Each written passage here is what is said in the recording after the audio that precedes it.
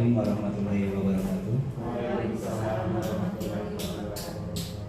Salam sejahtera untuk Bapak Ibu sekalian yang saat ini pada kesempatan pada hari ini bisa berkumpul, bisa bersilaturahmi di ruangan ini. Terima kasih atas memenuhi undangan dari kami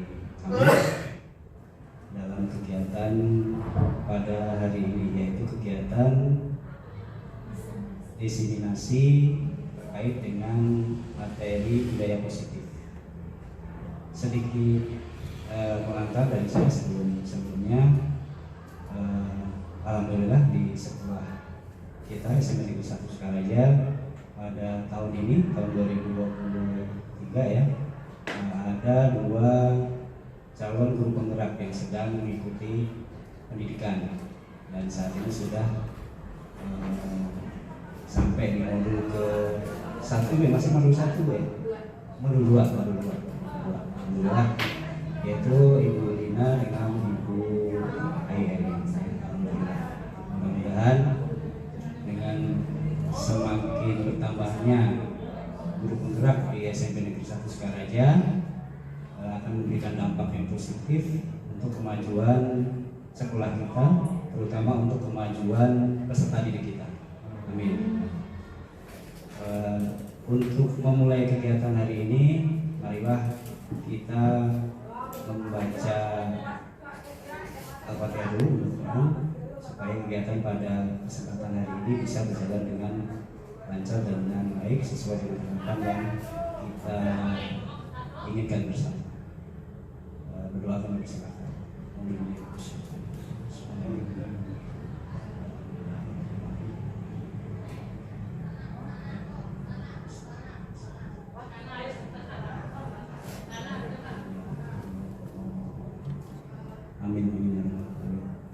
Alhamdulillah, kegiatan doa sudah kita lalui bersama. Selanjutnya untuk mengefisienkan waktu, kita akan mulai saja kegiatan diseminasi ini. Namun izinkan saya sedikit memberikan pembukaan, prolog saja untuk mengawali mungkin dari pemaparan dari yang pertama Bu Lina. Jadi tema atau materi kita pada hari ini adalah mengenai budaya positif. Yang bisa kita maknai bahwa sebuah sekolah atau satu pendidikan adalah sebuah ekosistem yang terdiri dari beberapa unsur atau elemen. Dan yang paling penting di sini elemennya adalah tentunya yang utamanya adalah siswa dan pendidik atau guru ya. Kemudian juga ditambah dengan tata usaha. Nah, sebuah ekosistem itu akan berjalan dengan baik sesuai dengan fungsinya, sesuai dengan fungsi pendidikan ya.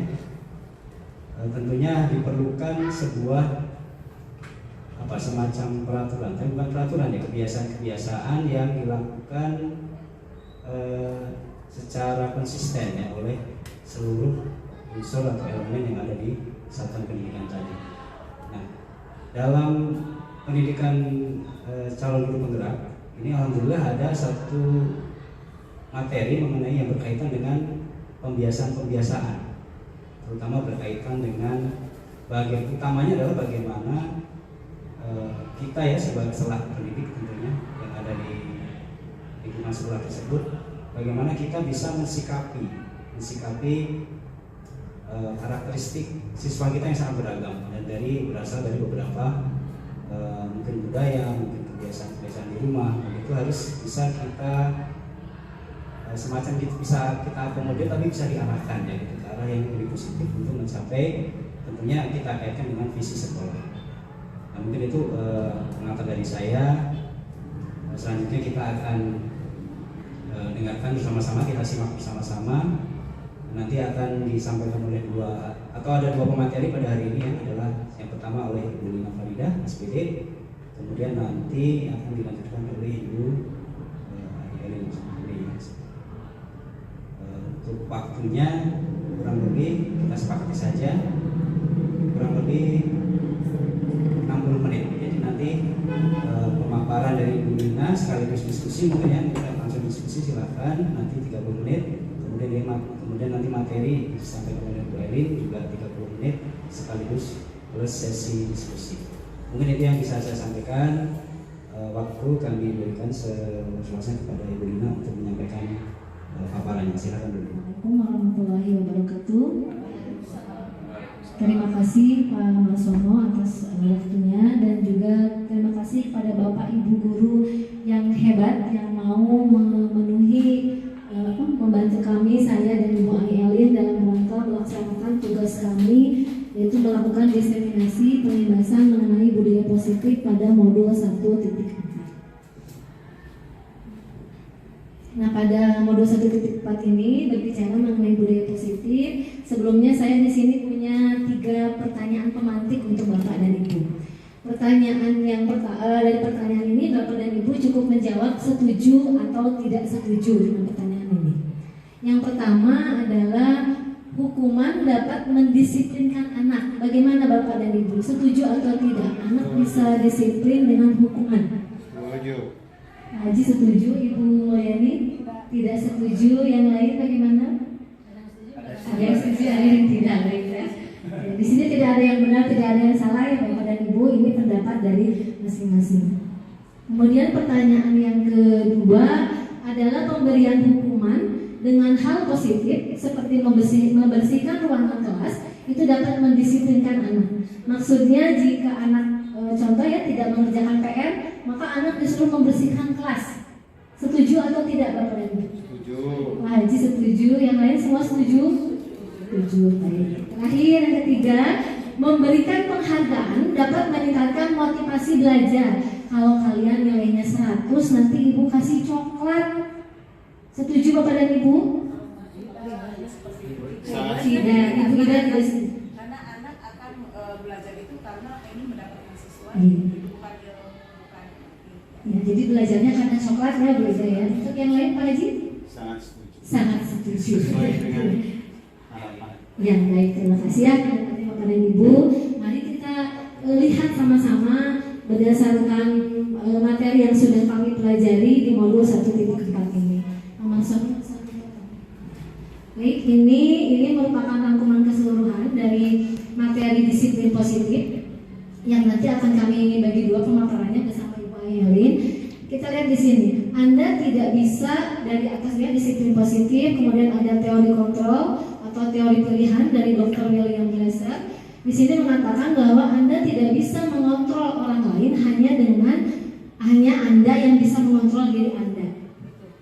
Nah, sekarang kita buat ilustrasi ya Bapak dan Ibu supaya Bapak dan Ibu juga tidak mengantuk di siang ini. Saya ingin Bapak dan Ibu membayangkan sesuatu, boleh benda, boleh apa saja, bebas. Bayangkan sesuatu itu sangat berharga bagi Bapak dan Ibu. Silahkan dibayangkan dulu. Boleh, bebas pokoknya. Sesuatu itu pokoknya dirasa berharga oleh Bapak dan Ibu. Sudah? Ada? Sekarang sesuatu yang tadi Bapak Ibu bayangkan, genggam di tangan Bapak dan Ibu erat-erat.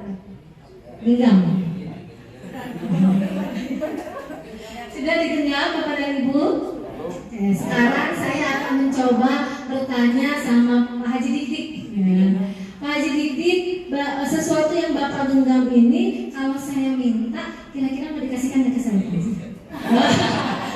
Baik sekali ya Pak Haji. Oke, sekarang saya minta ke Ibu ya. Kira-kira Bu, yang sesuatu yang berharga itu kan berharga ya Bu ya? Berharga bagi Ibu. Kira-kira kalau saya minta mau Ibu kasihkan nggak buat saya? Tidak. Ya Bu, kasih. Moal. Saya sudah mencoba meminta, tidak. Ya Bu, Ibu cantik ya? Nggak akan. Saya sudah membujuk nih. Ibu kalau ngasih itu nanti saya traktir bakso deh Bu. Diiming-imingi juga tidak mau ternyata. Nah itu kalau tadi Pak Haji menyerahkan dengan mudah ya sesuatu yang berharganya untuk saya. Kalau Ibu Ida dengan kukuhnya ketika sudah saya minta, saya bujuk, saya ini tidak mau. Kenapa Bu tidak mau? Karena itu sesuatu yang berharga ya buat Ibu, sangat berharga. Nah berarti di sini apakah saya yang berhasil membujuk? Tadi ke Pak Haji Dik saya tidak membujuk sama sekali. Saya cuma minta kan, Pak Haji boleh, oh boleh, langsung dikasih. Tapi dengan Bu Ida sudah membujuk, mengiming-iming, tetap tidak diberikan. Berarti kalau begitu, apakah saya yang berhasil mengontrol Pak Haji Dik dan Bu Ida, atau Bu Ida dan Pak Haji sendiri yang berhasil mengontrol dirinya? Menurut Bapak dan Ibu bagaimana? Tadi apakah saya karena saya membujuk Pak Haji langsung dikasih, atau saya kan tidak ada bujukan tadi ya? Berarti siapa yang berhasil mengontrol itu? Saya yang berhasil mengontrol Bapak dan Ibu berdua ini, atau Bapak dan Ibu sendiri yang mengontrol dirinya? Ya, yang bersangkutan ya, yang berhasil mengontrol dirinya. Ya, diri sendiri. Bu Ida kan tadi sudah diminta, dibujuk, diiming-imingi, tidak pokoknya. Nah, berarti itu sama halnya dengan teori yang disampaikan oleh Dr. William tadi, bahwa Anda tidak bisa mengontrol orang lain, hanya Anda yang bisa mengontrol diri Anda. Terkadang saya juga ketika mempelajari materi ini ada banyak istighfarnya juga ya, karena saya selama ini merasa pede ketika di kelas saya menyuruh anak-anak untuk diam, mereka nurut diam. Saya merasa saya berhasil mendiamkan mereka. Saya menyuruh mereka untuk duduk, mereka duduk. Saya berhasil, padahal bukan karena saya, tapi karena mereka yang membiarkan saya mengontrol diri mereka. Kalau mereka tidak mau dikontrol, mereka akan tetap lari-lari. Nah, seperti itu ya Bapak dan Ibu. Itu untuk teori kontrol. Jadi intinya adalah siapa yang bisa mengontrol ya diri anak-anak sendiri. Kita tugasnya hanya menuntun, mengarahkan, harus kemana mereka arahnya, jalan yang baik itu seperti apa gitu ya. Jadi kontrolnya tetap ada di diri mereka. Seperti misalnya, kenapa sih yang selalu kesiangan itu anak itu lagi? Ya sudah dihukum, dimarahi, dijemur. Kontrolnya dari dalam dirinya sendiri. Jadi bukan kita yang berhasil mengontrol mereka, tapi mereka yang mengendalikan dirinya. Baik, kita lanjutkan. Di sini ada makna disiplin. Ya, ada disiplin positif. Nah, ini yang disebut dengan disiplin positif, Bapak dan Ibu. Disiplin positif di sini adalah menumbuhkan disiplin yang didorong dalam diri anak tanpa hukuman dan hadiah. Ya, tanpa hukuman dan hadiah. Jadi disiplin positif di sini, anak berhasil disiplin karena kemauannya sendiri, karena kesadarannya. Dia sadar bahwa saya ini harus menjadi anak yang baik. Dia sadar bahwa saya ini harus menjadi anak yang patuh. Sadar dalam dirinya. Bukan karena kamu kalau tidak masuk sekolah besok akan dijemur di lapangan.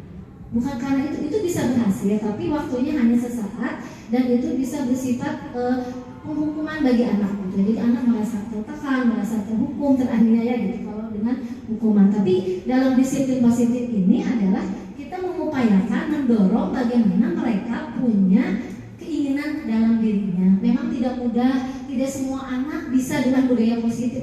Saya memang betul tidak mudah, tetapi minimal kita sudah berupaya. Kita berbagai cara kita lakukan dengan budaya positif. Kalaupun masih tidak bisa, mungkin baru kita bisa mencari cara yang lain bagaimana mendisiplinkan anak ini. Ya. Memang tidak mudah seperti membalikkan telapak tangan. Gitu. Nah, kemudian tujuan dari disiplin positif ini adalah menumbuhkan kesadaran sehingga mereka bisa berperilaku yang mengacu pada nilai-nilai kebajikan universal. Tadi yang tertib, disiplin, saling menghargai, sopan santun, itu yang diharapkan dari disiplin positif ini. Nah, setiap tindakan tadi di slide yang kedua di situ tergambar bahwa setiap tindakan yang dilakukan itu baik oleh kita guru, oleh anak-anak juga itu memiliki tujuan. Tujuan itu yang berupa motivasi. Di sini ada 3 motivasi yang dilakukan. Yang pertama adalah menghindari ketidaknyamanan atau hukuman. Jadi mereka melakukan suatu pekerjaan itu karena takut dihukum. Kenapa kamu datangnya pagi-pagi? Takut saya tidak boleh masuk kelas.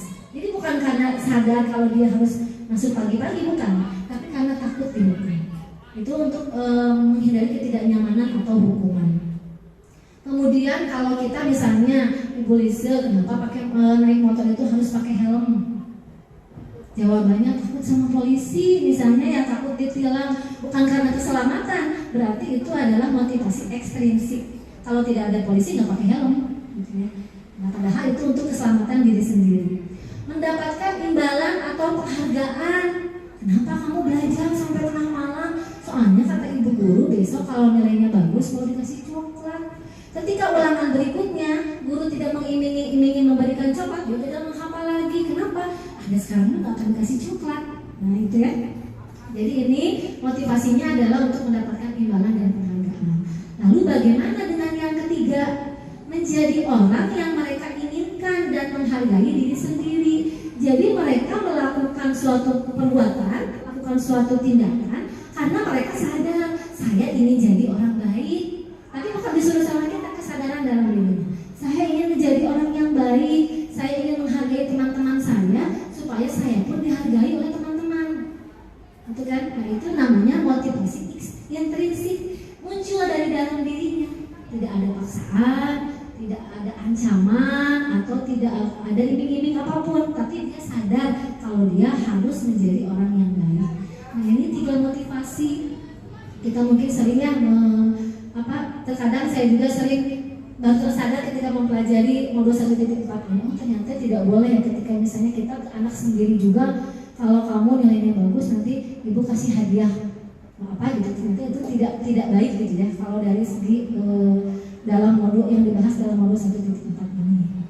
Ya, Pak. Nah berikutnya ini 5 posisi kontrol. Nah kita sama-sama, saya juga sama, Bapak dan Ibu juga sama, kita masing-masing merefleksi atau mengintrospeksi diri. Kira-kira saya lebih banyak di posisi mana nih? Bapak Ibu lebih banyak di posisi yang mana nih ketika kita menghadapi anak-anak kita, gitu ya.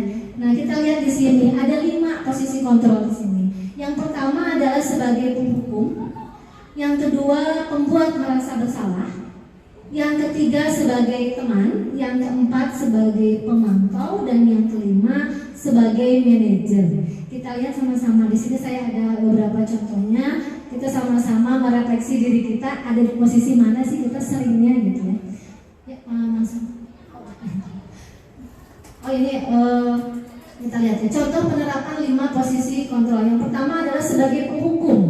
Kalau sebagai penghukum, ini kita seringkali dengan suara yang keras, dengan agak emosi, kemudian di sini kita lebih menyalahkan anak.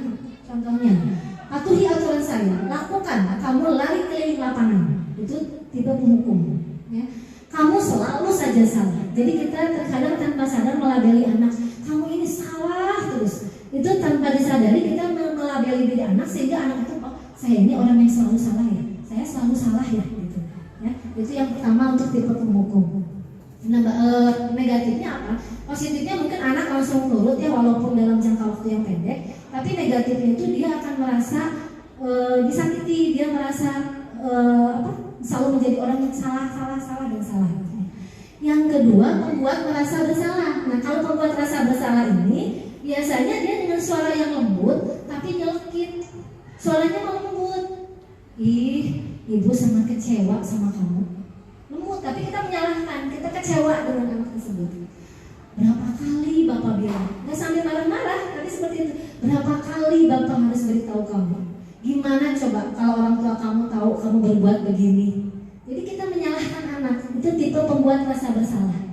Ya, Bapak Ibu sudah mulai membayangkan kira-kira Bapak Ibu ada di posisi yang mana? Gitu ya. Nah yang ketiga, sebagai teman.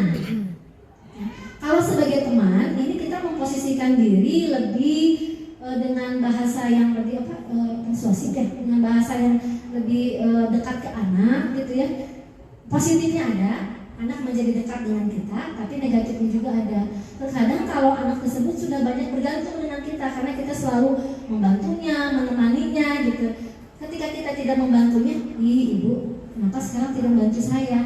Atau kenapa ya sekarang ibu kok menjauh dari saya? Atau bahkan ada anak kalau zaman sekarang itu sebelum kita terlalu dekat, dia bisa mengejar, kita terlalu galak, dia kadang melawan. Seperti itu, ada kecenderungan anak yang seperti itu. Itu untuk sisi negatifnya. Ya, nah contohnya bagaimana nih? Contohnya, ayo bantulah demi ibu ya, demi ibu. Gitu ya. Kemudian yang kedua contohnya, ayo ingat tidak bantuan ibu selama ini. Kita mengingatkan bahwa ibu selalu bantu kamu loh. Sekarang kamu yang bantu ibu. Jadi kayak seperti ke teman gitu ya. Yang ketiga, ya sudah kali ini tidak apa-apa. Nanti ibu bantu bereskan. Jadi itu posisinya seperti kita dengan teman.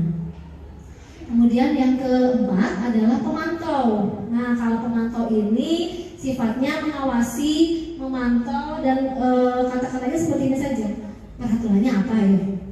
Kamu datang terlambat. Peraturannya apa di sekolah? Kenapa kamu pakai baju sepatunya merah? Peraturannya apa di sekolah?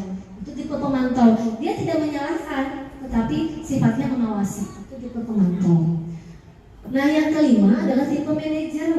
Tipe manajer di sini, tipe manajer ini lebih bersifat kita itu mengontrol, memposisikan diri untuk mengerjakan sesuatu bersama-sama, mengajak anak mengerjakan sesuatu bersama-sama. Kemudian ketika anak melakukan suatu kesalahan, kita bantu mencari solusinya.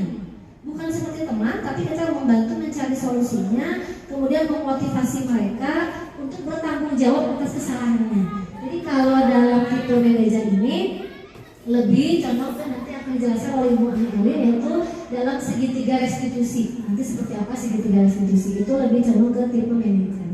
Contohnya apa yang kita yakini ya, ketika anak melakukan suatu kesalahan ya, di kelas misalnya ada anak yang makan, kita tidak marah, cuma kita bertanya, keyakinan kelas kamu apa? Ada Bu, tidak boleh makan makan saat jam istirahat saja, misalnya seperti itu. Nah sekarang kamu melanggar atau tidak? Oh iya Bu, saya melanggar. Berarti apa yang harus kamu lakukan? Itu tipe manajer. Kita mengarahkan anak untuk bertanggung jawab atas kesalahannya.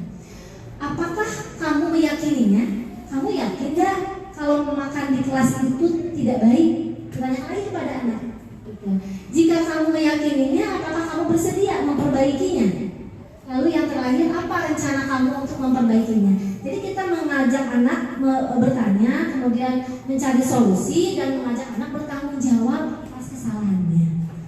Itu yang dapat saya sampaikan dari materi budaya positif ini. Mungkin dari Bapak dan Ibu ada yang mau ditanyakan atau ada yang mau memberikan pendapat, silahkan. Sekarang masih 15 menit lagi. Biar. Assalamualaikum warahmatullahi wabarakatuh. Terima kasih Bu Lina pemaparannya. Nah untuk yang yang tadi posisi kontrol itu, yang saya alami, saya mengalami semuanya dan melakukan semuanya gitu ya. Kadang-kadang kalau tadi sudah melihat pemaparan, ternyata saya juga pernah jadi penghukum. Ya penghukum gimana kalau misalkan ada anak yang terlambat, saya pernah melakukan, kamu terlambat, boleh bantu ibu gak? Kalau ambil sampah yang dilihat ya, berarti kan itu sama ya, selain penghukum. Lalu pembuat merasa bersalah juga kemarin juga saya melakukannya. Ya jadi teman juga, ya pemantau dan manajer pun saya lakukan bersamaan gitu Bu. Jadi dalam 5 posisi ini tidak yang dominan menurut saya melakukan hampir semuanya gitu ya Bu ya. Nah pasti lihat sekarang juga saya pun bukan mau merubahnya menjadi melakukan kegiatan ini, posisi ini yang mungkin yang paling bagus itu mungkin manajer ya. Tapi rasa-rasanya butuh waktu yang agak lama karena stigma yang 4 ini tuh selalu pasti dilakukan secara kita tidak sengaja ya ataupun langsung, dan itu mungkin karena dari dulunya begitu jadi sampai sekarang pun saya melakukannya gitu ya. Untuk yang posisi poin 5 rasanya butuh waktu sekali dan rasanya kadang-kadang tidak sadar gitu kita tuh melakukan yang 4 itu yang di atas itu ya. Mungkin itu Bu Lina yang saya alami ya. Terima kasih banyak. Wassalamualaikum warahmatullahi wabarakatuh.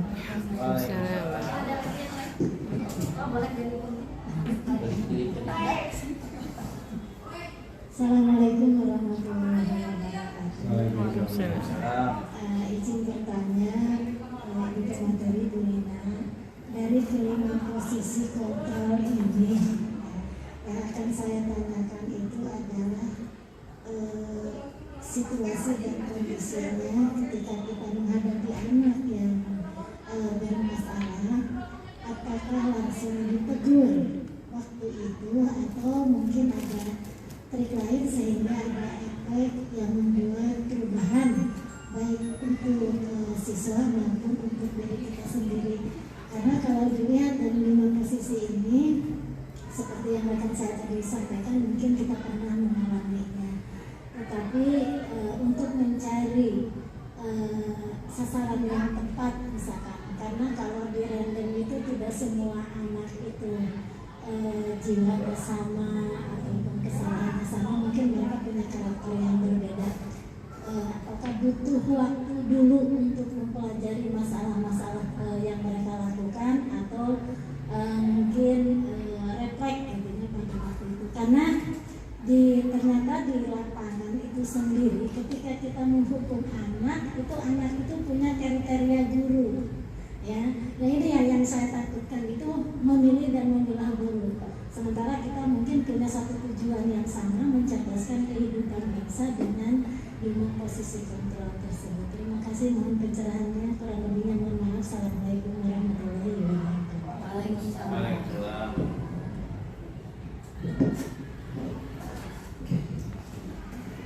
Terima kasih untuk Ibu Lise dan Ibu Entin. Lise, betul sekalian, saya juga sama Bu, pernah mengalami kelima-limanya. Makanya tadi saya katakan ketika di awal, ketika saya mempelajari materi ini, astagfirullahaladzim, ternyata saya pernah ada di posisi ini, pernah ada di posisi ini, begitu ya. Nah, betul sekalian, kita semua pasti pernah mengalaminya gitu ya. Nah kemudian untuk yang Ibu Entin, apakah kalau ada anak itu langsung menegur? Karena memang kita tidak pungkiri anak itu punya karakter yang beragam. Ada anak yang kita ketika memposisikan kita sebagai manajer, yang dikatakan tadi oleh Ibu Lisa, ini kayaknya yang paling ideal mungkin ya, ideal, tapi kan tidak semua anak. Nah makanya tadi dikatakan butuh proses. Memang segala sesuatu itu membutuhkan proses, lama atau sebentar, tergantung kesabaran kita, tergantung juga anak-anaknya tadi mau tidak dia merelakan dirinya dikontrol gitu kan. Kembali lagi pada dirinya lagi tadi, seperti yang di awal, bahwa kontrol itu ya ada di diri mereka, bukan di diri kita. Ketika kita berhasil tadi menegur, misalnya ya penting ketika berhasil menegur, berarti punten bukan kita yang berhasil mengontrol anak, tapi dia yang membiarkan dirinya dikontrol oleh kita. Nah tadi apakah tentu tidak semua kasus bisa dilakukan dengan kelima-limanya. Kalau tipe penghukum, untuk hukuman ini sifatnya itu biasanya lebih ke spontan. Ya, kalau hukuman ini biasanya lebih ke spontan. Ketika kita melihat anak melakukan suatu kesalahan, kita langsung marah, lalu secara spontan lari 10 kali keliling lapangan. Padahal yang dia tidak kerjakan itu bukan tugas PJOK, yang dia tidak kerjakan itu adalah tugas IPS misalnya. Apa hubungannya IPS dengan lari keliling lapangan? Kalau matematika mungkin ya berhitung lingkaran gitu. Kalau IPS tidak mengerjakan tugas IPS, misalnya materinya sejarah, disuruh keliling lapangan gitu ya. Nah itu tipe penghukum, kadang-kadang spontan. Lalu apa bedanya dengan konsekuensi? Kan ada hukuman, ada konsekuensi. Kalau hukuman itu cenderung sepihak, langsung spontan. Kalau konsekuensi itu biasanya ada di awal, disampaikan dulu. Kalau tidak mengerjakan PR, di awal disampaikan dulu, kamu akan begini. Itu konsekuensi. Ketika dia tidak mengerjakan PR, dia sudah tahu apa yang akan dia terima. Kalau hukuman itu sifatnya spontan. Di situ dia tidak pakai sepatu, langsung dia tidak pakai sepatu warna hitam, langsung dia mendapatkan hukuman, itu sifatnya spontan. Jadi tentu membutuhkan waktu, dan juga tadi tidak mungkin semuanya bisa dilakukan dengan berbagai cara, tapi minimal kita sudah tahu sekarang, oh ternyata begini. Insya Allah bertahap, sama-sama kita membangun, dan semua juga punya tujuan yang sama. Tipe penghukum sama, ingin anak-anak menjadi anak yang hebat, yang soleh-soleh. Tipe pembuat merasa bersalah, teman-teman atau bahkan manajer juga tujuannya sama sebenarnya Bapak Ibu. Jadi di sini tidak ada yang salah, hanya mungkin caranya yang berbeda. Nah, hanya dampaknya tadi, ada dampaknya ke anak, untuk dampaknya jangka pendek dan jangka panjang. Kadang kalau dari hukuman, mereka lebih panjang kalimatnya. Ketika mereka sudah keluar dari sekolah pun, oh saya tahu nih si ibu ini seperti ini, galak, dia suka menghukum. Jadi itu sifatnya lebih panjang ya. Jadi sekali lagi ya, mungkin ini butuh proses, betul butuh proses. Makanya mari kita sama-sama mulai untuk menciptakan budaya positif di sekolah kita. Mudah-mudahan bisa terwujud dengan baik. Saya yakin di sini kita punya tujuan, visi, misi yang sama. Intinya adalah ingin anak-anak kita menjadi tadi anak-anak yang beriman, bertakwa, gitu ya, soleh dan soleha, menjadi anak-anak yang hebat, yang kelak kita bisa menuntun mereka untuk menjadi apa yang mereka mau gitu. Jadi kita hanya bisa menuntun, tidak bisa kita menanamnya jagung jadinya pisang. Anak itu sebenarnya bibitnya bibit jagung, tapi kita menginginkan dia jadi pisang, nggak bisa. Jadi apa yang kita tanam, apa yang bibit mereka itu yang akan tumbuh. Kita hanya merawat, menjaganya agar mereka tetap tumbuh. Nah, dengan cara apa? Dengan tadi memposisikan posisi kontrol yang tadi. Itu saja. Mungkin ada lagi? Cukup? Baik. Itu saja yang saya sampaikan. Terima kasih atas perhatiannya. Mohon maaf jika ada kesalahan. Yang berikutnya akan dilanjutkan oleh rekan saya, Ibu Ayelin Marlina. Silakan. Terima kasih kepada Ibu Lina dan Pak Marsono yang sudah memberikan kesempatan kepada saya untuk menyampaikan apa yang saya dapat dari pendidikan guru penggerak. Di akhir modul 1, yaitu 1.4, saya dan rekan-rekan mempelajari tentang budaya positif. Yang namanya budaya itu tentu saja tidak secara mudah, tidak instan untuk mewujudkannya. Makanya tadi juga disampaikan oleh Bu Lina, kita berusaha mewujudkan atau menciptakan lingkungan yang positif, salah satunya dengan disiplin positif, seperti itu. Kalau dilihat dari arti kata disiplin sendiri, biasanya ketika kita mendengar kata disiplin itu langsung ke peraturan gitu ya. Apa itu disiplin? Oh harus ada peraturan dan sebagainya. Ternyata disiplin itu adalah arti kata sendiri, yaitu belajar. Jadi ketika ada kata disiplin positif, berarti kita berusaha belajar untuk menjadi diri kita, lingkungan kita menjadi positif, seperti itu. Nah, tadi sudah disampaikan oleh Ibu Lina bahwa ada 5 posisi kontrol kita sebagai guru untuk mendisiplinkan anak. Yang pertama itu ada posisi sebagai penghukum. Kemudian yang kedua ada posisi sebagai pembuat rasa bersalah. Yang ketiga posisinya sebagai teman. Kemudian yang keempat posisi sebagai pemantau, pengawas saja. Yang terakhir itu adalah sebagai manajer. Nah, dari 5 posisi kontrol itu kita bisa melihat hal yang sebaiknya kita posisikan itu ada di manajer. Sepakat tidak Bapak dan Ibu? Sepakat ya? Karena dari posisi manajer ini kita akan memunculkan motivasi intrinsik dari murid-murid kita. Karena yang paling penting adalah ketika murid-murid kita sudah memiliki motivasi dari dirinya sendiri untuk berperilaku positif, seperti itu. Nah, tugas kita membangun lingkungan atau budaya di sekolah ini menjadi positif, salah satunya dengan kebiasaan-kebiasaan seperti itu ya.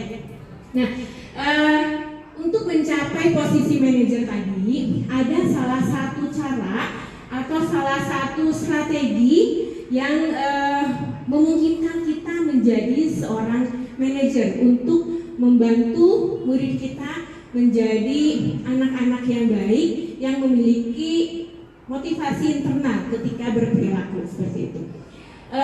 Namanya restitusi. Jadi restitusi ini adalah sebuah cara menanamkan disiplin positif pada murid. Bagaimana caranya kita memunculkan rasa tanggung jawab ya kalau misalnya anak tersebut melakukan kesalahan, seperti itu. Jadi kita tidak menghukumnya secara langsung, atau misalnya kita tidak membuat dia itu merasa bersalah menjadi orang yang gagal. Karena ketika kita melakukan kesalahan sebagai orang dewasa saja, ketika misalnya saya terlambat datang ke sekolah, saya mengakui bahwa saya sudah salah nih, sudah menjadi orang yang gagal, gitu ya. Kemudian juga seringkali kita memosisikan diri sebagai teman itu tadi ya. Nah, itu dampak buruknya si murid akan berperilaku baik hanya kepada beberapa orang guru saja, karena dia merasa nyaman dengan guru tersebut. Tapi kepada guru lain perilakunya ya sama saja, gitu ya. Itu. Kemudian tadi juga yang pemantau itu dia hanya mengingatkan saja, kesepakatannya ini, kalau kamu melanggar ini nih konsekuensinya, seperti itu. Nah, di dalam posisi manajer kita mencoba menyadarkan anak supaya dia mencapai lagi keyakinan yang sudah dibuat. Makanya kemarin ketika MPLS sudah ada usaha kita untuk membuat keyakinan kelas. Nah, itu supaya ketika ada anak yang bermasalah, kita coba kembalikan lagi kepada keyakinan kelas yang sudah dibuat, seperti itu. Lanjut Pak Mas. Baik. Nah, sebelumnya saya akan memberikan sebuah pertanyaan ke Mantri. Misalnya nih, di rumah ibu atau bapak sedang ada arisan. Kemudian ada yang memecahkan kelas salah satu teman bapak dan ibu.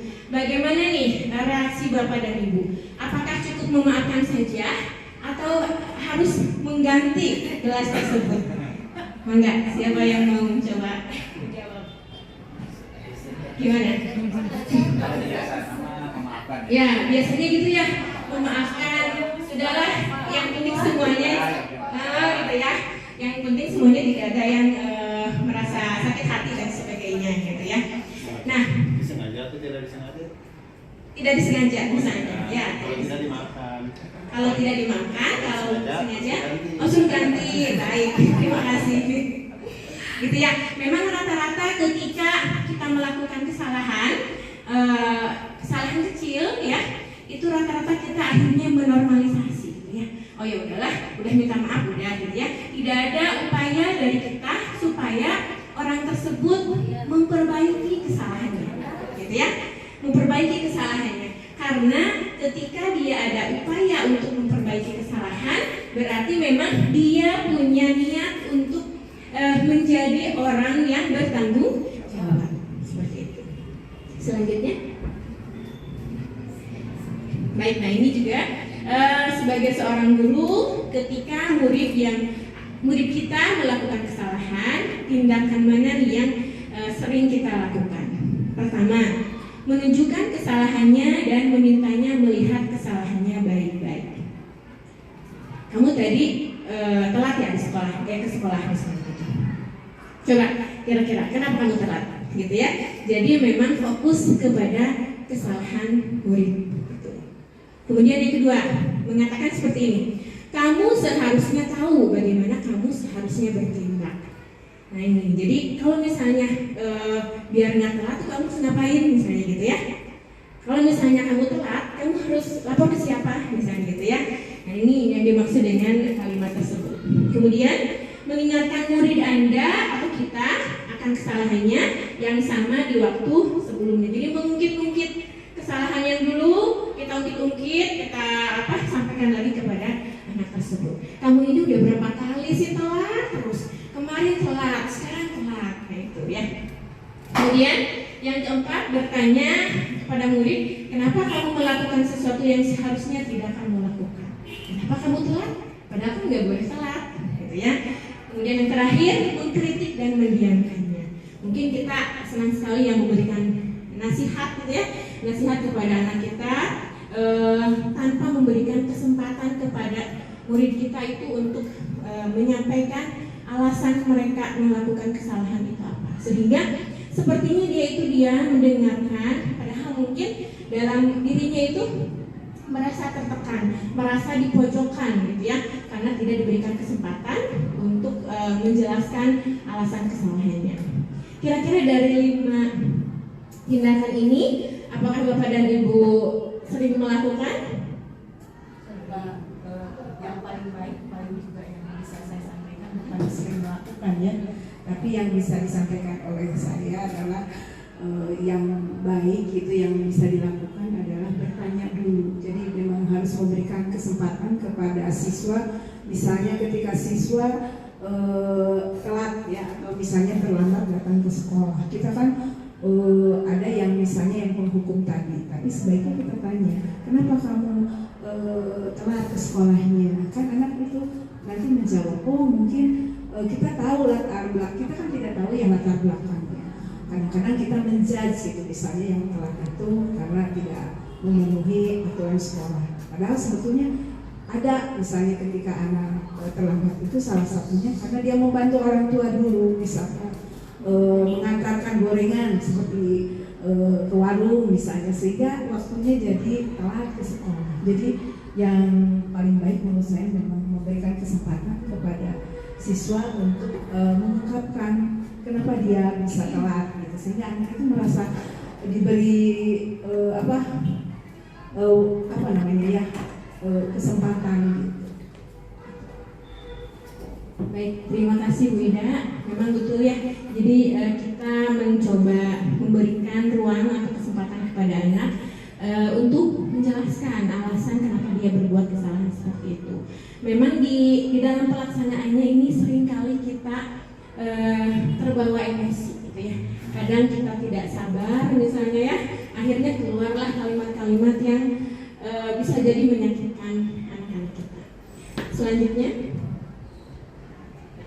jadi restitusi itu apa?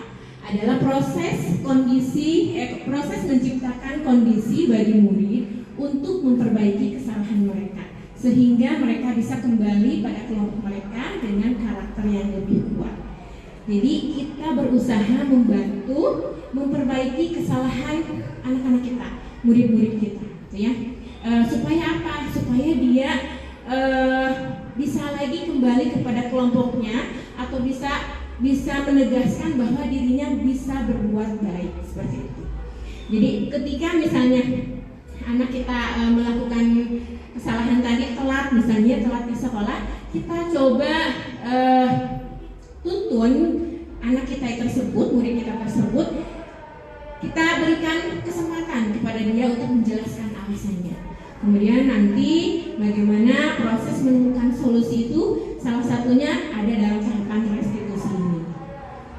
Lanjut. Ya.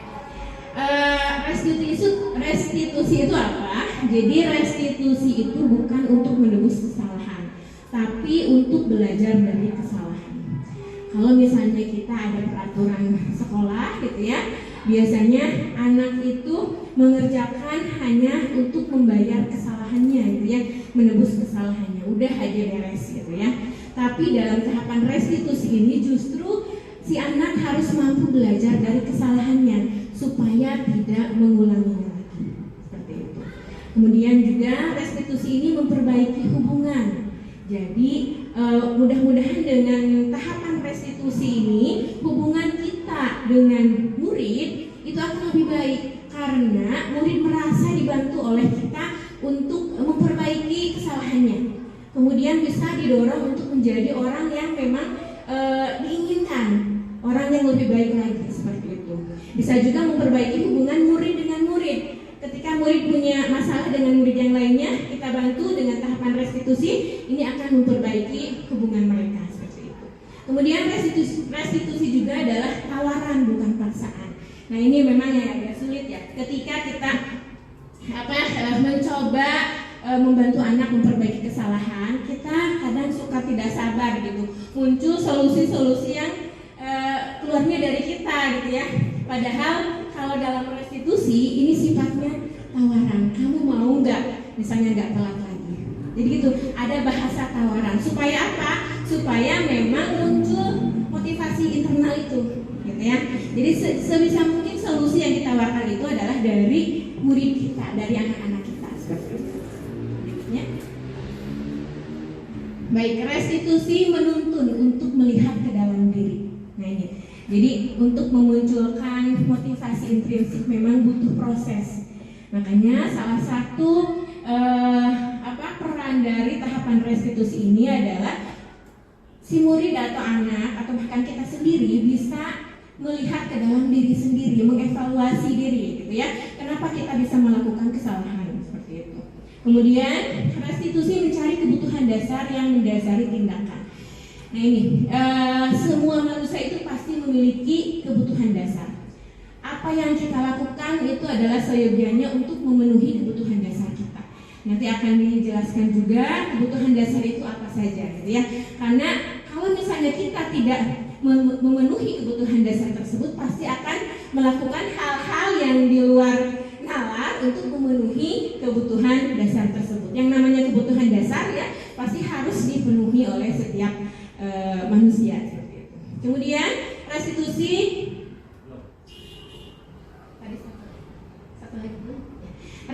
diri adalah cara yang paling baik. Jadi selama saya mempelajari disiplin positif ini, memang salah satu cara untuk mendisiplinkan anak adalah dengan melakukan tahapan restitusi, supaya apa yang dia lakukan, kemudian apa yang dia munculkan solusinya itu adalah muncul dari diri sendiri. Berikutnya, ya, restitusi fokus pada karakter bukan tindakan. Jadi kita tidak melulu melihat kepada kesalahannya, gitu ya, tapi kepada karakter yang ingin kita bangun, gitu. Nah, makanya ini berhubungan dengan nanti keyakinan kelas yang sudah dibuat di tiap kelas. Kemudian restitusi sifatnya itu menguatkan, bukan menjatuhkan anak, gitu ya. Justru menguatkan diri anak supaya dia mampu bangkit kembali, mampu berdiri kembali, sehingga kembali kepada kelompoknya, kepada teman-temannya, dia tidak merasa gagal, justru punya semangat untuk memperbaiki diri, seperti itu. Kemudian restitusi juga fokus pada solusi dan mengembalikan murid yang berbuat salah pada kelompoknya, gitu ya.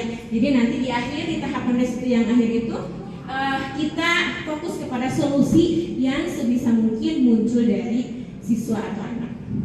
Berikutnya. Nah, ini tahapan restitusi. Jadi ketika kita menemukan murid kita yang melakukan kesalahan, yang pertama kita mencoba menstabilkan identitas. Jadi kalau kita anak kita itu melakukan kesalahan, berarti kan posisinya ada di orang yang gagal, kan? Ya, saya misalnya telat datang ke sekolah, saya gagal nih menjadi guru yang disiplin, gitu ya. Nah, ketika anak melakukan kesalahan, itu posisinya sedang berada di orang yang gagal. Nah, kita stabilkan nih identitasnya, bahwa kita semua akan melakukan hal terbaik yang bisa kita lakukan. Contohnya dengan bilang seperti ini, oh nggak apa-apa kok telat, ibu juga dulu pernah ketika sekolah, gitu. Jadi si anak merasa ada teman, yang asalnya malu, ada netral nih emosinya, seperti itu. Oh nggak apa-apa, semua orang juga pernah melakukan kesalahan. Nah, itu tahapan yang pertama. Jadi kita menstabilkan identitas. Kenapa harus distabilkan dulu? Karena ketika kita langsung menanyakan kesalahannya, itu kondisi emosi dan otak anak juga masih tertutup. Kalau misalnya emosinya masih tinggi, gitu ya. Karena misalkan kita langsung menunjuk, kenapa kamu telat? Itu kan jadi takut, gitu ya. Otomatis otaknya, hatinya juga akan tertutup. Nah, makanya di tahapan pertama itu kita stabilkan dulu identitasnya. Dengan cara apa? Dengan cara kita coba mencari kalimat-kalimat yang membuat dia itu tidak merasa bersalah sendirian. Itu intinya ya. Kemudian yang kedua, tahapan memvalidasi tindakan yang salah. Ini bukan berarti kita membiarkan anak kita melakukan kesalahan, tapi kita mencoba menanyakan alasan dia berbuat kesalahan, gitu. Tadi kan di awal misalnya, oh nggak apa-apa, ibu juga pernah kok telat. Nah, bukan berarti harus telat, enggak, gitu ya. Hanya kita mencoba memvalidasi tindakan kesalahan itu. Oke, kita terima karena semua orang juga pernah melakukan kesalahan itu, gitu. Kita tanya nih di tahapan validasi tindakan ini, alasan dia melakukan kesalahan itu apa? Kemudian terakhir, nah ini menanyakan keyakinan, karena kita semua memiliki motivasi internal. Keyakinan kelas yang sudah kita buat itu salah satu hook ya, atau salah satu tujuan dari tahapan restitusi ini.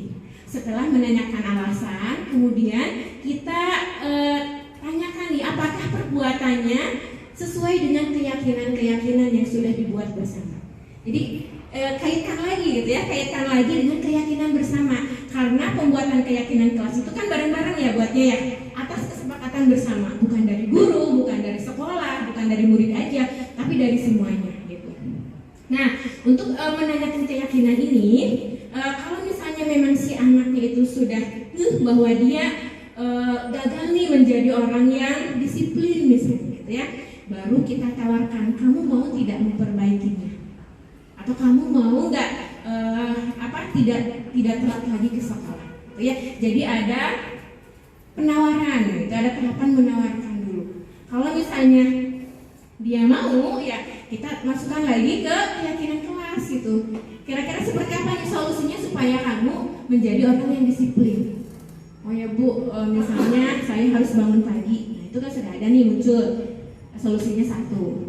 Yang kedua, misalnya saya tidurnya jangan terlalu malam Bu, biar tidak bangun kesiangan misalnya. Nah, itu diharapkan solusi-solusi itu bisa muncul dari anak.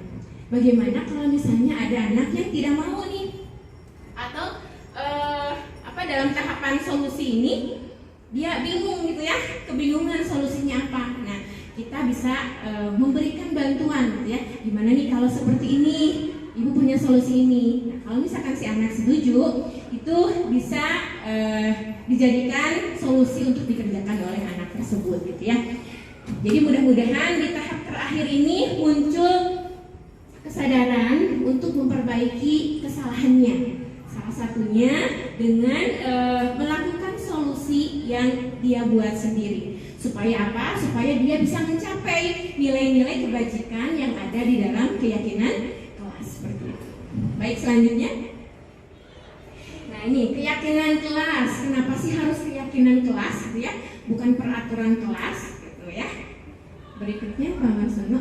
Jadi keyakinan itu adalah nilai-nilai kebajikan universal yang disepakati secara tersirat dan tersurat, lepas dari latar belakang suku, negara, bahasa maupun agama.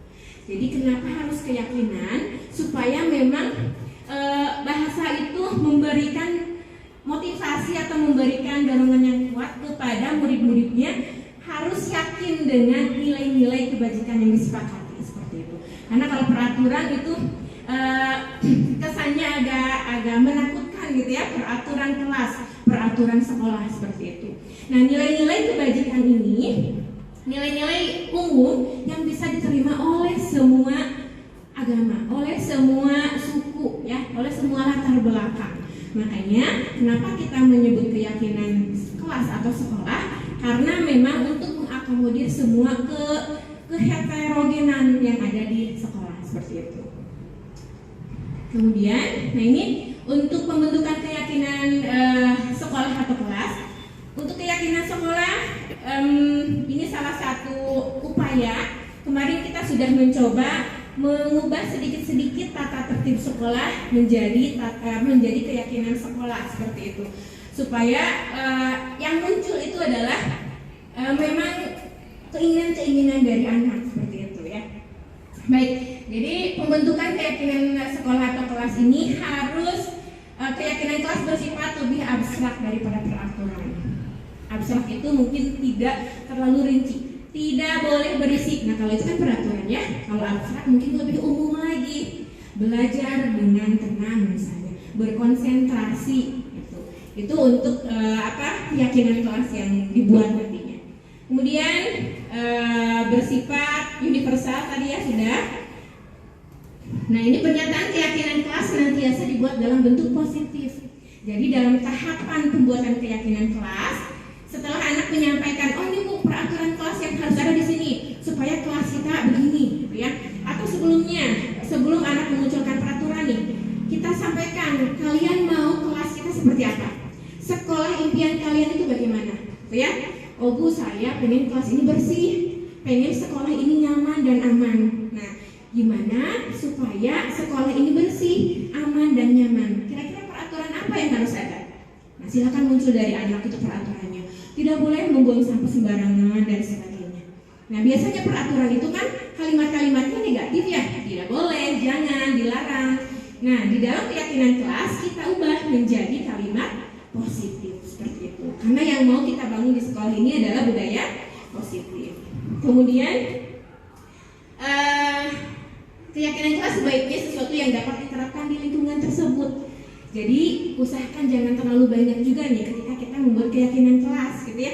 Jadi yang sekiranya anak-anak mampu melaksanakannya seperti itu. Tidak lebih dari 5 sampai 8 keyakinan kelas. Supaya nanti fokus tuh anak tuh mau menjadi orang yang disiplin. Dia fokus gitu ya, masuk tepat waktu seperti itu, mengerjakan tugas dan sebagainya. Kemudian semua warga kelas hendaknya ikut berkontribusi dalam pembuatan keyakinan kelas lewat kegiatan curhat pendapat. Sudah ya, kemarin juga Bapak Ibu sudah melakukan tahapan pembuatan keyakinan kelas dengan melibatkan anak-anak kita. Nah, ini bersedia meninjau kembali keyakinan kelas dari waktu ke waktu. Jadi sifatnya keyakinan kelas itu dinamis gitu ya. Tidak misalnya ini 1 tahunan misalnya itu enggak. Itu ada evaluasi. Bisa didiskusikan dengan anak kira-kira nih untuk mengevaluasi keyakinan kelas ini mau berapa bulan sekali misalnya atau 1 semester sekali setelah dibagi rapot dan sebagainya. Jadi ini sifatnya dinamis, artinya bisa diubah kembali sesuai kesepakatan. Nah, tadi salah satu tahapan restitusi itu adalah untuk memenuhi kebutuhan dasar. Kebutuhan dasar manusia itu ada apa aja sih? Yang pertama itu adalah kebutuhan untuk bertahan hidup gitu ya, kebutuhan untuk survival itu yang bersifat fisiologis untuk untuk mempertahankan hidupnya, misalnya kesehatan, rumah, makanan. Ketika kita menemukan anak yang masih ada di kantin padahal jam masuk sudah waktunya gitu ya, jam masuk pelajaran. Nah, kita tanyakan dulu kenapa dia ada di kantin. Bisa jadi alasannya karena memang betul-betul lapar. Karena lapar ini adalah salah satu kebutuhan dasar yang harus dipenuhi seperti itu. Kemudian kita kasih kasih alternatif nih untuk memenuhi kebutuhan dasar dia itu. Gimana nih kalau menurut ibu atau bapak makannya ketika waktu istirahat misalnya gitu. Atau kamu minta izin dulu kalau kepepet dan sebagainya gitu ya. Jadi memang kebutuhan dasar untuk bertahan hidup ini sangat penting sekali gitu ya. Kemudian yang kedua, kasih sayang dan rasa diterima. Jadi kebutuhan untuk diterima, untuk disayangi. Nah, ini mungkin memang yang sepertinya gitu ya. Anak-anak kita itu kan banyak yang orang tuanya bekerja di luar negeri atau di luar kota. Nah, kebutuhan ini yang jarang terpenuhi oleh mereka. Akhirnya mereka mencari perhatian-perhatian dengan melakukan kesalahan-kesalahan gitu ya. Nah, usaha maksimal kita untuk mengidentifikasi kira-kira kebutuhan dasar kasih sayang yang mungkin yang tidak dipenuhi. Bagaimana nih salah satunya mungkin kita memberikan perhatian kepada semua anak sehingga kebutuhan dasar akan diterimanya, akan kasih sayangnya itu terpenuhi seperti itu. Kemudian kebutuhan dasar yang ketiga adalah penguasaan. Ini berhubungan dengan kekuatan untuk mencapai sesuatu, menjadi kompeten, menjadi terampil, jadi diakui atas prestasinya. Hal kecil pun ketika dia mau maju ke depan misalnya ya, itu harus kita akui karena itu merupakan prestasi bagi dia. Bisa jadi selama 1 hari itu dia gak bangkit-bangkit dari kursi misalnya ya, tapi ketika pelajaran kita dia mau. Nah, kita kasih apresiasi supaya apa? Supaya kebutuhan dasar akan penguasaannya itu terpenuhi. Kemudian kebutuhan dasar berikutnya adalah kebebasan. Nah, ini kebutuhan untuk bebas adalah kebutuhan akan kemandirian, otonomi, memiliki pilihan dan mampu mengendalikan arah hidup. Jadi misalnya ketika anak-anak kita itu, ibu aku mau mengerjakan tugasnya di lapang boleh nggak, misalnya di podium gitu ya. Mungkin anak tersebut memang sedang memenuhi kebutuhan dasar untuk kebebasan. Dia bebas menentukan pilihan di mana dia mau mengerjakan tugas seperti itu. Kemudian yang terakhir, kesenangan. Ini kebutuhan akan kesenangan untuk bermain dan tertawa. Nah, kenapa mungkin kita sebagai guru ketika proses pembelajaran itu ada model-model yang membangkitkan semangat anak supaya anak-anak itu senang gitu ya. Nah, salah satunya untuk memenuhi kebutuhan dasar kesenangan ini seperti itu. Nah, dari kebutuhan-kebutuhan dasar tadi pasti kita juga memiliki impian ya, kita itu ingin seperti apa. Kalau dalam modul ini disebut dengan dunia berkualitas ya.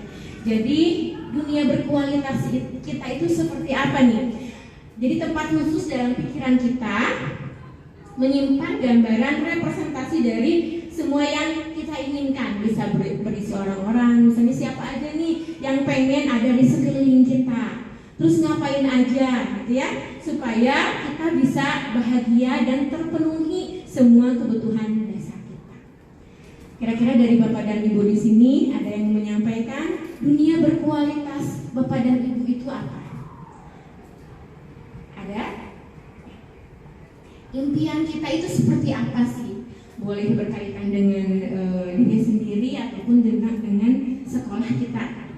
Dunia berkualitas sekolah ini seperti apa? Gitu. Impian sekolah ini seperti apa?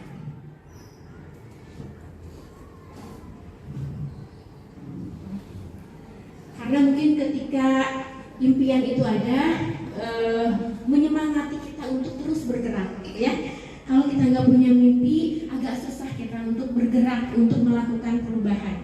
Jadi ketika kita punya impian dunia berkualitas kita itu seperti ini nih, insya Allah ketika kita bergerak itu dalam rangka mencapai impian itu, dunia berkualitas kita itu. Ada Bapak dan Ibu? Mungkin kalau boleh saya bantu, oh ya, enggak. Terima kasih.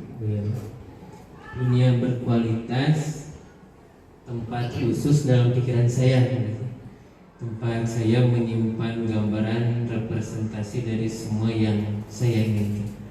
Saya udah dari 97 sekarang 28 tahun di hadapan Bapak.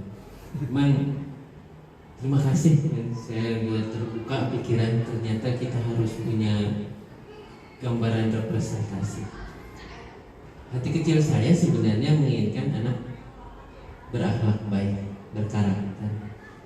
Ya sebelumnya saya juga harus berakhlak lebih dahulu, baik lebih dahulu, sehingga anak-anak sukses mencapai cita-cita sesuai harapan dirinya, harapan orang tuanya. Seperti halnya juga saya punya anak, saya menginginkan anak saya sukses dalam cita-citanya, dan saya merasa bahagia, merasa senang ketika murid-murid saya masuk SMA sesuai yang dia inginkan. Cita-cita juga tercapai, anak saya juga kebutuhan dasarnya terpenuhi. Ya, saya juga merasa senang dari guru kalau anak-anak saya bisa tercapai cita-cita. Dan sebaliknya saya juga merasa sedih manakala melihat anak yang belum bisa tercapai cita-citanya. Terima kasih. Baik, terima kasih Pak Dikdik. Jadi Pak Dikdik menginginkan bahwa anak-anak di sekolah kita ini menjadi anak-anak yang berakhlak mulia, ya, berakhlak mulia dan juga tercapai cita-citanya. Salah satunya mungkin dengan masuk atau lolos di SMA keinginannya, sesuai dengan keinginannya. Ya, dunia berkualitas ini bisa disamakan juga mungkin dengan visi. Jadi setiap diri kita yang sudah memilih menjadi seorang guru, gitu ya, harus secara sadar mempunyai visi atau tujuan kita atau impian kita tentang murid-murid kita. Mau seperti apa sih murid-murid kita dalam 10 tahun ke depan misalnya itu. Saya ingin melihat murid-murid SMP Negeri 1 Sukaraja berakhlak mulia. Itu kan indah sekali ya Bu ya. Kemudian berprestasi misalnya gitu. Bahkan ada yang menjadi pejabat, ada yang menjadi pengusaha dan sebagainya. Itu kan salah satu indikator berprestasi. Kemudian juga berkarakter, ya. Tidak hanya prestasi yang diunggulkan, tapi juga dia memiliki karakter yang baik. Nah, diusahakan masing-masing dari diri kita memiliki visi, memiliki impian, tujuan kita, supaya ketika kita bertindak apapun, mau mengajar, mau mendisiplinkan anak dan sebagainya, itu dalam rangka mencapai visi kita sebagai guru, yang tentunya mendukung visi sekolah, gitu ya, visi sekolah kita. Artinya visi yang kita buat juga harus sesuai, harus selaras dengan visi sekolah kita, seperti itu. Baik, sampai di sini yang bisa saya sampaikan. Kalau misalnya Bapak dan Ibu ada yang mau ditanyakan, dipersilakan.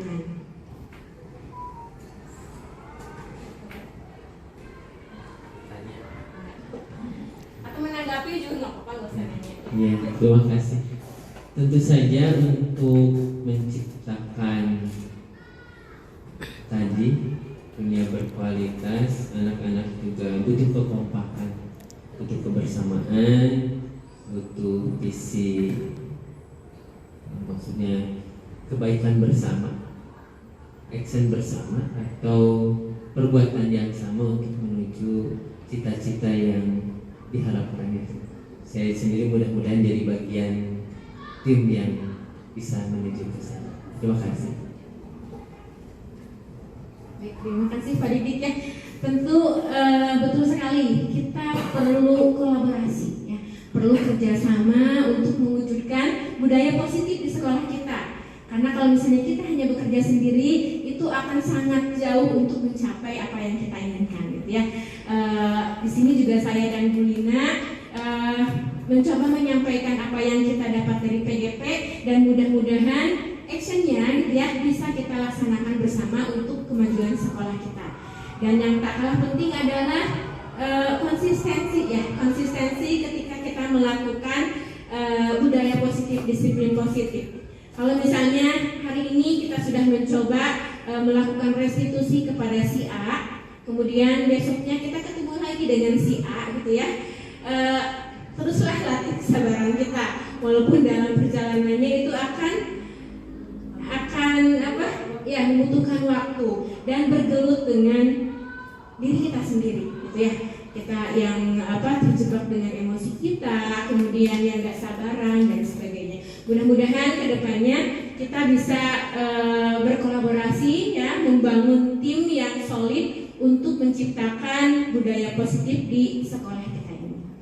Terima kasih sebelumnya kepada Bapak Ibu.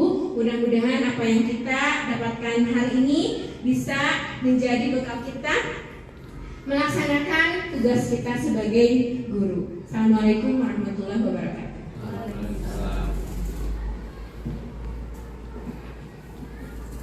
Baik, alhamdulillah kedua pemateri kita hari ini sudah memaparkan ya dengan cukup jelas, cukup gamblang tadi ya, kemudian disertai dengan sesi diskusi.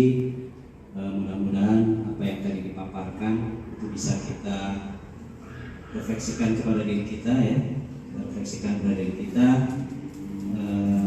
kemudian kita bisa menentukan arah kemana ya, istilah dari diri kita pribadi ataupun secara komunitas di sekolah. Sebelum kita akhiri pertemuan kita hari ini, izinkan saya sedikit ya memberikan garis merah saja, benang merah ya. Yang pertama tadi mengenai posisi kontrol, itu ada 5 posisi kontrol ya, ada 5 di situ. Itu sebenarnya semuanya menurut pendapat saya ya sebenarnya tidak salah ya, tidak ada yang salah dengan ke-5 posisi. Hanya sebenarnya kita itu ingin menuju kemana. Kalau kita ingin kedisiplinnya itu sesaat, berarti kita ada beberapa pilihan tadi. Kalau kita inginnya disiplin itu bisa menimbulkan motivasi intrinsik, artinya bisa berdampak lebih panjang bagi siswa. Tentunya tadi ada pilihan-pilihan yang bisa kita lakukan ya, sebagai pemantau ataupun sebagai manajer tadi ya. Nah kemudian di samping tadi dari pemaparan dari Ibu Ewin ya mengenai restitusi. Nah, restitusi itu adalah salah satu cara apabila kita menentukan kalau kita sebagai manajer nih, berarti saya harus menerapkan restitusi ketika menghadapi katakanlah siswa yang sedang melakukan kesalahan. Dan tentunya diakhiri tadi dengan ada materi sedikit mengenai keyakinan kelas. Menurut saya berarti kita memulainya dari keyakinan kelas. Kita motivasi siswa dulu secara bersama-sama supaya dia bisa memunculkan nilai-nilai apa saja sih yang mereka percaya bahwa nilai tersebut itu bisa dilakukan di sekolah, supaya dia itu bisa nyaman, bisa senang, bisa beraktivitas dengan baik di sekolah ataupun di kelas. Nah itulah fungsi dari keyakinan kelas. Nah itulah mungkin yang bisa saya sampaikan, sedikit saja benang merahnya. Mudah-mudahan sekali lagi materi-materi yang disampaikan oleh calon guru penggerak kita Bu Ewin dan Bu Lina itu memberikan ya gambaran-gambaran baru ya, paradigma baru atau teori-teori baru yang sedang berkembang saat ini. Nah, mungkin itu saja yang bisa kami sampaikan. Kurang lebihnya kami mohon maaf. Dari saya pribadi juga mohon maaf apabila ada pernyataan dari saya yang kurang berkenan. Untuk menutup pertemuan kita hari ini, kita tutup bersama dengan bacaan alhamdulillah. Alhamdulillahirobbilalamin. Terima kasih. Kurang lebihnya mohon maaf. Assalamualaikum warahmatullahi wabarakatuh. Waalaikumsalam. Silakan siapa yang mau menyampaikan kondisi kelas kita seperti apa? Ya, kompak, Flori baik, terima kasih. Pada gembira. Oke, siapa lagi? Aji apa Ji? Harum. Apalagi nih, kelas kita mau seperti apa? Kompak dan saling menghargai. Baik, ada lagi? Bersih, betul. Ya, jadi indah, baik ya. Terima kasih. Nah, sekarang supaya kelas kita itu bersih, kira-kira peraturan seperti apa yang harus ada? Dung, siapa yang mau mencoba? Baik, Lutfia, silahkan. Apa peraturannya? Oke, bagus. Silahkan ditempel di depan.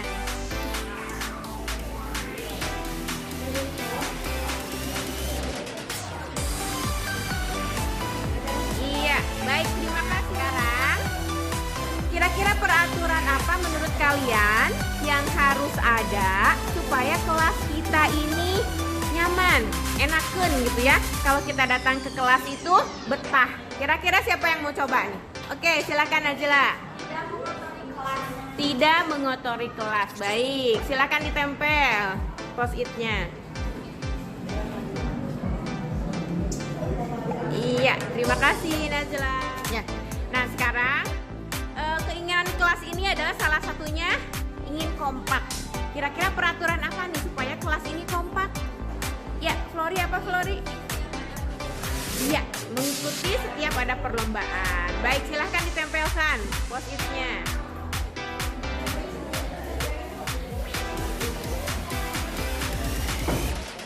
Baik, terima kasih Flori. Supaya kelas ini gembira, kalian selalu yang gembira setiap hari. Kira-kira peraturan yang harus ada itu apa? Siapa yang mau coba? Oke, Yazri silahkan. Mabar FF katanya. Boleh, silahkan ditempel dulu.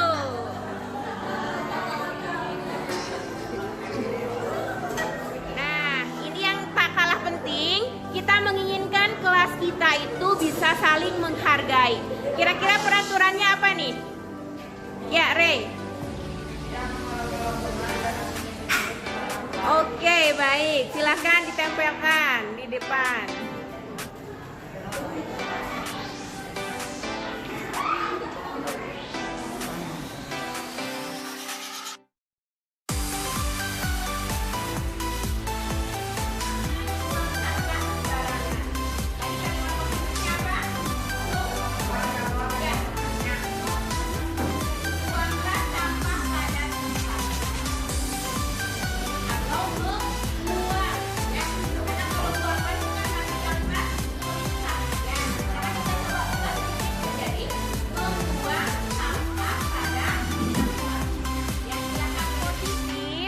Kalimat positif dari peraturan tidak mencoret-coret bangku atau meja.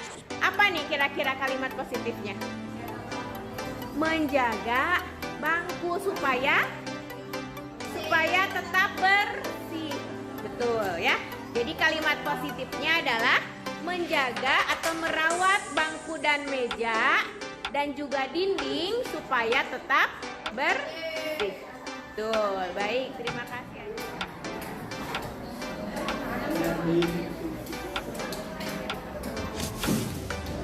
Oke, baik, terima kasih. Ya, langsung aja yang udah ditempel. Oke, terima kasih. Ya.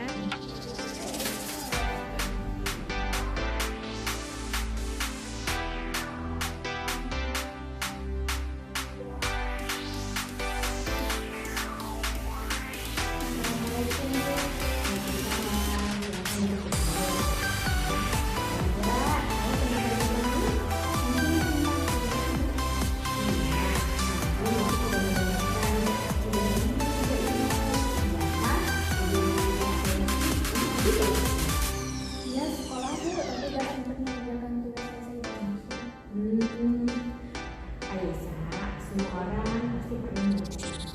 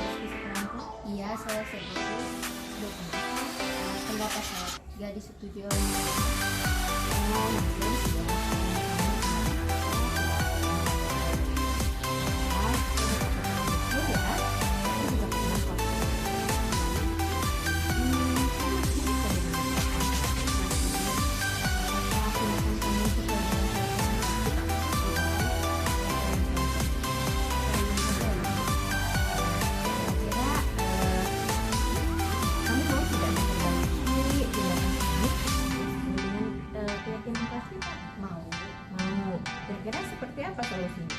Pertama, saya belajar untuk mengakui bahwa kita semua bisa menghargai pendapat kita. Kedua, saya bisa memasukkan pendapat kepada orang lain. Ketiga, saya berusaha menghargai pendapat orang lain. Alhamdulillah, Ibu hanya berusaha kamu untuk bisa menghargai ya. Tetap semangat ya Livia ya. Sekarang kamu boleh balik lagi